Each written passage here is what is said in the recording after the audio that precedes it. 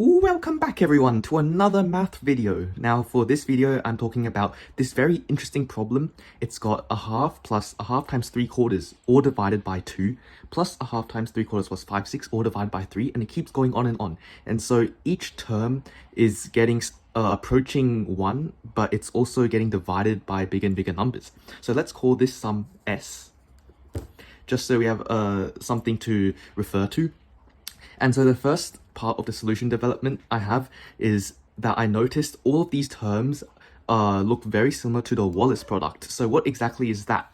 Well, I'm talking about this trig integral from 0 to pi over 2 of sine to the 2nx dx. And all of these types of integrals, you can prove this by integration by parts or by the beta function. But these are all equal to pi over 2 multiplied by 1 times 3 times 5 all the way up to 2n minus 1, and the bottom are all of the even integers all the way up to 2n. And so if you take n equals 1, then we get this very first term, n equals 2 is this term, n equals 3 is this term, and it keeps going on and on. However, they're all multiplied by a pi over 2. So what I'm going to do is I'm going to multiply our sum by pi over 2 as well. So pi over 2 times the sum is simply going to be pi over 2 times a half plus pi over 2 times the second term plus pi over 2 times the third term, and this will go on and on, dot dot dot. And so we can just simply replace all of these terms by this integral definition. And what's really cool about this is that we actually have something to work with instead of some very vague idea that we had no idea how to approach it. So the very first term is going to be when n equals 1. We'll have then go from 0 to pi over 2 of sine squared x dx. The second term is going to be when n equals 2. So it's going to be, we still have a half here, so it's plus half of the integral from 0 to pi over 2 of sine to the 4x dx. Similarly, this will be plus a third of the integral from 0 to pi over 2 of sine to the 6x dx. And it will keep going on and on. All of these will keep going up by 2. And all of these will also be multiplied by a rising term, 1/2, 1/3, 1/4, and so on. So I can now combine all of these integrals into one by the linearity of the integral sign. We've got pi over 2s equals to the integral from 0 to pi over 2 of sine squared x plus sine to the 4x over 2 plus sine to the 6x over 3 plus sine to the 8x over 4 plus dot dot dot dx. And this looks kind of okay, but if we evaluated this immediately, we'll just get back to where we started, and that's no help at all. So I want to find some way to get this infinite sum into a closed form. So this is where we'll be using the Taylor series of ln natural log of 1 minus x. So I'll do a quick proof of it here. So consider the integral from 0 to x of 1 over 1 minus y dy. Well, if you just do it normally, you'll get negative ln of 1 minus x. But if you expand this using the sum of a GP, you would get the integral from 0 to x of, the first term is 1, the second term is y squared, y cubed, because all of the common ratios is just y, if the absolute value of y is less than 1, plus dot dot dot dy. And therefore, if you evaluate this now, this looks very similar to what we have here. So we've got negative ln of 1 minus x is in fact equal to x plus x squared over 2 plus x cubed over 3 plus x to the power 4 over 4, and so on, if the absolute value of x is less than 1. And so all of these are in the exact form of what we need, and the absolute value of x is less than 1 because sine x is always a function that goes between -1 and 1, and because our bounds are between 0 and pi over 2, sine x is always between 0 and 1. Now all we have to do to convert what we have into this is to replace all of the x's by sine squared x. So now what we have is pi over 2 times s is equal to the integral from 0 to pi over 2 negative ln of 1 minus, and then we'll replace x with sine squared x to match what we need. Finally, we have it in a closed form. if we simply evaluate this, we'll be able to solve for the sum that we need at the very beginning. So, first of all, we can use the trig identity sine squared x plus cosine squared x equals to 1. We'll have pi over 2s equals to the integral from 0 to pi over 2. Take the negative sign out, and we'll have ln of cosine squared x dx. And that's just by the very famous identity. Now we can take the squared out of the natural log by log properties. So we have pi over 2s is equal to negative 2 times the integral from 0 to pi of log cosine x dx. Now, how do we solve this integral? Well, this is the famous integral that Euler did. It's called Euler's log sine integral, and I'll solve it now. First of all, we can use King's rule to apply it to this integral.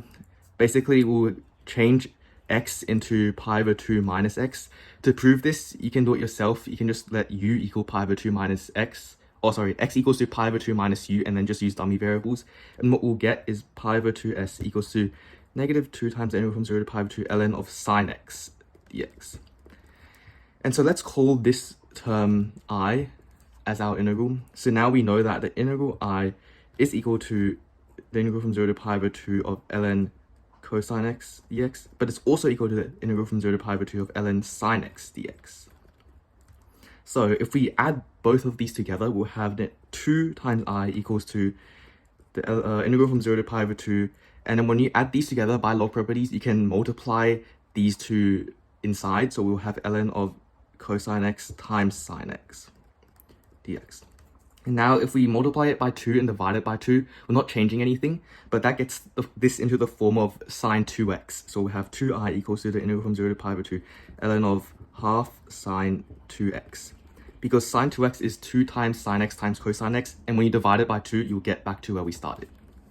Now we can use log properties once again, and we'll have 2 times I equals to the integral from 0 to pi over 2 log half plus log of sine 2x dx.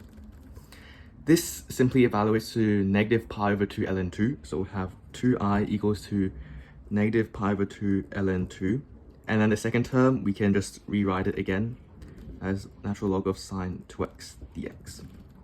Now moving over, I'm going to just partition this quickly, and we'll have 2I equals to negative pi over 2 ln 2 plus, and now I want this 2x term to turn back into our original x, so we can somehow express this into our original integral I. So here I'll let u equal to 2x, and then by dummy variables we'll simply get the integral from 0 to pi of ln sine x dx. But we also have to divide this by 2.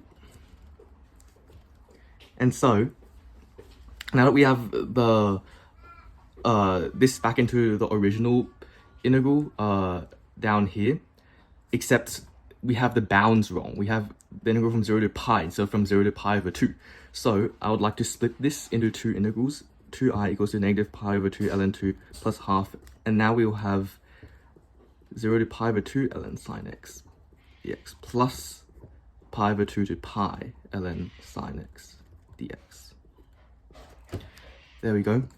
Now I want to change this back into, change the bounds back into from 0 to pi over 2. So I'll let this u equal to x minus pi over 2, because when x equals to pi, we'll get pi over 2 here, and we have x equal to pi over 2, we'll get this back into 0. So we'll have 2I equals to negative pi over 2 ln 2 plus half the integral from 0 to pi over 2 ln sine x dx. And then here our bounds are changed back into from 0 to pi over 2, but sine x now changes to ln of sine u plus pi over 2 du. But what exactly is sine of u plus pi over 2? Yeah, so indeed, this is equal to sine of x plus pi over 2 is just cosine x. So we'll have plus integral from 0 to pi over 2 of ln cosine x dx. But we look at that. Both of these is the original integral. So we'll have 2I equals to negative pi over 2 ln 2. This is half of I. This is half of I. If we add them together, it equals to I. Therefore, minusing I from both sides, we'll just have I equals to negative pi over 2 ln 2. And so we can put this integral back into what we needed to find. So pi over 2 times our target s is equal to negative 2 times the I, which is negative pi over 2 ln 2. Therefore, pi over 2 times s is equal to pi ln 2. And so, if we multiply both sides by 2 over pi, our sum is equal to 2 ln 2. And that is the answer to the original question.